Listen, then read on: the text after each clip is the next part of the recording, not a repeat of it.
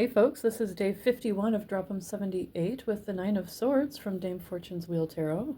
Pictured here is a bishop or abbot.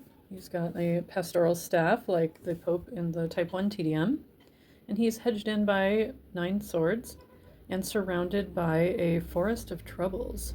Atea saw this as celibacy or bachelorhood or any kind of clergy person or nun. It could also represent a church or a hermitage, as well as piety and ceremony or devotion.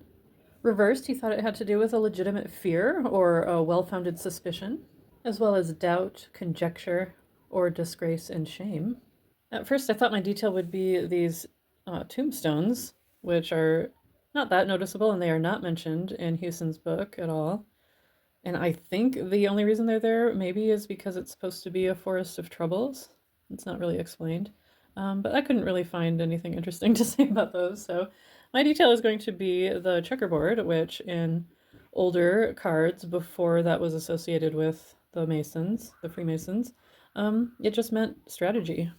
And my guess is that's where Hewson was going with that symbolism because he doesn't mention it specifically, but it could relate to the reversed meaning of, a reasonable distrust that might require a strategic handling of a situation.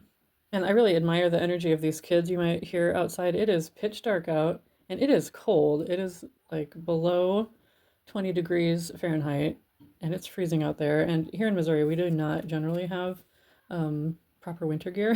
So they're just out there freezing, but having a heck of a time. It's super cute. But anyway, let's compare this to the CBD Tarot, traditional TDM. And Yoav Bendov saw this as winning a fight where the odds are against you, compared to the 7, which was winning a fight where it's evenly matched. Or reversed, it's losing a fight to a stronger opponent, which you can kind of see visually, I think, with the sword pointing down.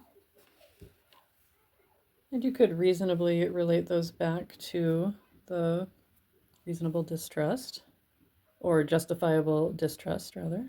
But overall, this card seems to be mostly about piety, sanctuary even. And when I look at the figure in this card, they look content to me and maybe reflective. And I can relate to that. I've had a pretty not at all noteworthy day, and I'm pretty content with that.